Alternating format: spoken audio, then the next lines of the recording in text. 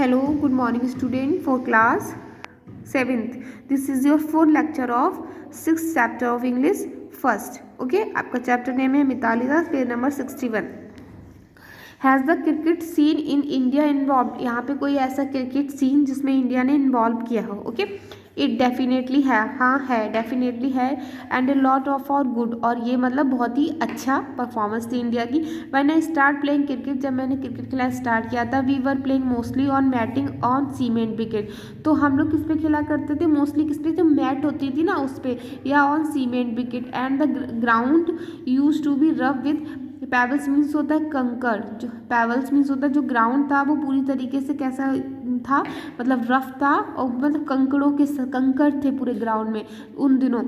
Tough wicket was only for the privileged. और जो tough wicket लेना उन दिनों बहुत ज़्यादा मतलब प्रिविलेज्ड हुआ करता था. The highest level of the player, मतलब एक हाईएस्ट लेवल प्लेयर के लिए. And getting into stadium was big thing for anybody back in the 90s. और सभी लोग 90s पे ही वापस मतलब स्टेडियम चले जाया करते थे. सो फॉर एनी टूर्नामेंट, सो मैंने बहुत सारे tournament, it was pretty much about spending from on your pocket. अपनी पॉकेट से मैंने बहुत सारे टूर्नामेंट पर अपनी पॉकेट से रुपए खर्च किए हैं. The associate didn't sponsor anyone. जो एसोसिएट हमारा हुआ करता था कोई भी स्पॉन्सर नहीं. We had to find sponsor ourselves, but now you are looked after well your association. You travel well, आपको ट्रैवल करना है. And even beginning level player in the under 16, और अंडर 16 की टीम में was beginning trained tough wicket. और उसमें हमें किसके लिए ट्रेंड किया गया था? एक टफ विकेट के लेने के लिए. That is the evolution of the women's cricket from 90s to now. अब क्या है जो हमारा ये एवोल्यूशन होता है 19 में. Also we are centrally contracted by the BCCI. जो BCCI अब तो कॉन्ट्रैक्ट BCCI के पास है.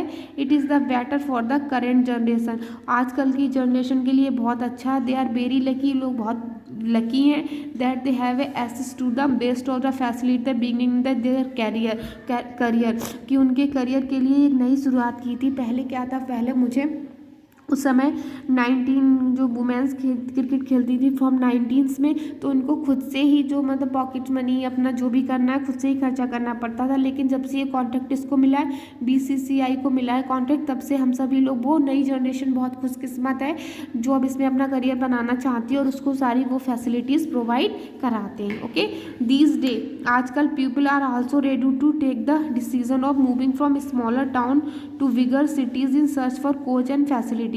आजकल क्या है, पीपल बहुत ज़्यादा रेडी हो गए हैं टू टेक द डिसीजन लेने के लिए. मूविंग माने घूमते हैं फ्रॉम स्मॉल सिटी से बड़े बड़े शहरों में.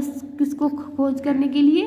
कोच और अच्छी फैसिलिटी खोज करने के लिए. Now any come you walk in. अब इन दोनों क्या है, कोई भी कैंप नहीं घूमता. You will always find out the 2 girls training with the boys. और आजकल क्या है, कोई भी मतलब ऐसा कोई भी कैंप नहीं है जो गर्ल्स को ट्रेनिंग देता है बॉयज़ के साथ. Earlier it use to be the only exclusive girls camp. सिर्फ मतलब जो हमारे एक्सक्लूसिव गर्ल्स कैंप होते हैं, for there will be timing for the girls. जो गर्ल्स की टाइमिंग अलग होती.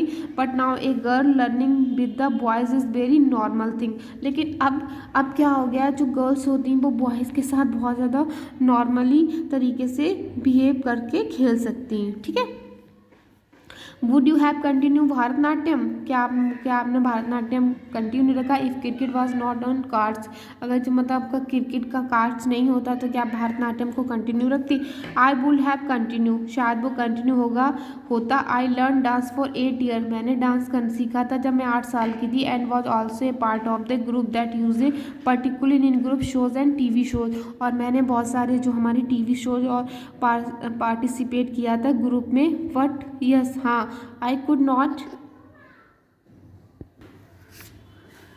give it in the required time. अगर मेरे पास टाइम होता, देयर वाज ए टाइम, जो टाइम है वैन जब tournament was very close to each other, I was busy playing. मैं जब मेरे टूर्नामेंट बहुत ज़्यादा करीब आ जाते हैं तो मैं बहुत ज़्यादा बिजी हो जाती हूँ. I use to fall back on dance classes. तो मैं अपनी उस डांस क्लासेस में को फॉल छोड़ देती हूँ. Finally I had to pick up choose.